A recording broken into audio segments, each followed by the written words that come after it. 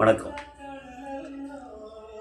ஒரு படத்தில் கமல் பாடியிருப்பார், கடவுள் பாதி மிருகம் பாதி கலந்து செய்த கலவை நான்.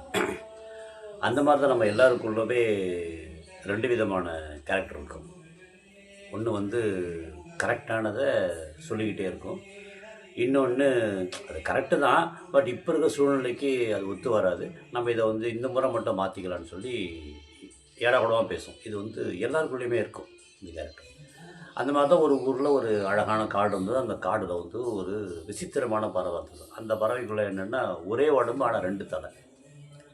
அப்போ என்ன பண்ணணும், ரெண்டு தலை ஆனால் ஒரே உடம்பு தான். அப்போது ரெண்டுமே அந்த பறவை பறக்குது. பறக்கும்போது அதில் ஒரு தலை என்னென்னா நல்ல விஷயத்தையே கேட்கும், நல்லதையே பார்க்கும், நல்லதையே சாப்பிடும். ஆனால் இன்னொன்று இருக்குது பார்த்தீங்களா, அது சும்மனே அதை வாய வச்சுக்கிட்டு ஏதோ ஒரு பக்கத்தில் இருக்கிற பறவை கூட சண்டை போடுறது, வம்பு இழுக்கிறது, அப்புறம் எதையாவது சாப்பிட்டு வைக்கிறது, எதையோ ஒன்று பண்ணிகிட்ருக்கும்.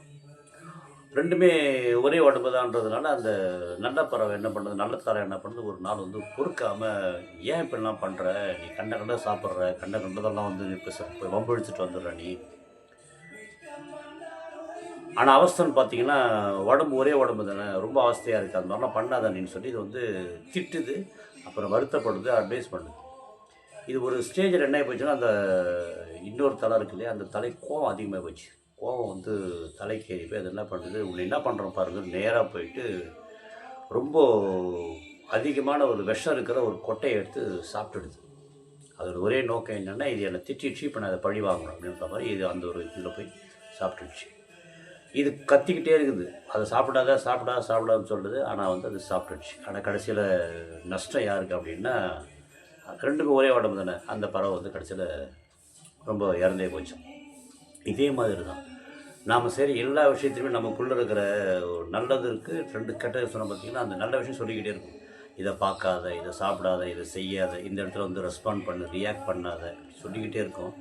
ஆனால் அதை நம்ம வந்து செய்யவே மாட்டோம். அது சரி பண்ணலாமான்றதுக்குள்ளவே இன்னொன்று இருக்குது பார்த்திங்கன்னா, அதை நம்மளை வந்து ட்ரிக்கர் பண்ணி விட்டுடும். நம்மளை அவன் எப்படி சொல்லலாம், இவையார் நம்ம சொல்கிறதுக்கு நமக்கு இப்படி ட்ரிக்கர் பண்ணி விட்டது விளைவை நம்ம என்ன பண்ணி விட்றோம், எதையோ ஒன்று சாப்பிட்டு வச்சிடும், அப்புறம் கோவப்பட்டு விட்ருவோம். ஈவன் ஒரு சிலர்லாம் எதுக்கு இந்த வண்டி வாங்கினேன், எதுக்கு இந்த செல்ஃபோன் வாங்கினேன்னு கேட்டால் அது அவன் சொல்கிற பதில் என்ன ஒருத்தர் இருக்கும். பக்கத்து வீட்டுக்காரன் சொன்னான், சொந்தக்காரன் ஒரு ஃபங்க்ஷனுக்கு போனேன், இவனுக்கெல்லாம் இதை வாங்கிறதுக்கு தரவு சொல்லிட்டான், அந்த சொன்ன ஒரே ஒரு காரணத்துக்கு நான் போயிட்டு இதை இஎம்ஐயில் போட்டு வாங்கிட்டேன்னு சொல்லுவாங்க. இந்த மாதிரி தான். அந்த மாதிரி இடத்துல நம்ம என்ன பண்ணணும்னா, ரெஸ்பாண்ட் பண்ணணுமே தவிர ரியாக்ட் பண்ணக்கூடாது. அப்படி ரெஸ்பாண்ட் பண்ணிவிட்டு ரியாக்ட் பண்ணாமல் நம்ம இருந்துட்டோம்னா லாபம் நமக்கு தான், இல்லைன்னா நஷ்டம் சம்மந்தப்பட்டவங்களுக்கு தான். இப்போ எப்படி அந்த இன்னொரு பறவை அது சாப்பிட்டதுக்கு இந்த பறவை சேர்ந்து உயிர் போச்சோ, அதே மாதிரி தான். எந்த இடத்துல ரெஸ்பாண்ட் பண்ணணுமோ அந்த இடத்துல ரெஸ்பாண்ட் மட்டும் தான் பண்ணணும், எங்கே ரியாக்ட் பண்ணணுமோ அங்கே மட்டும் தான் கரெக்டாக ரியாக்ட் பண்ணணும். யோசித்து சாப்பிட்டோம்னா கண்டிப்பாக நீங்கள், நான் எல்லாருமே ஆரோக்கியமாக இருக்கலாம். ஸோ நீங்கள் இனிமேல் செய்யறதுக்கு முன்னாடி, சாப்பிட்றதுக்கு முன்னாடி, செய்யறதுக்கு முன்னாடி ஏதாவது ஒன்று ரெஸ்பாண்ட் பண்ணுங்கள், ரியாக்ட் பண்ணாது. சரியா? பாய், டேக் கேர்.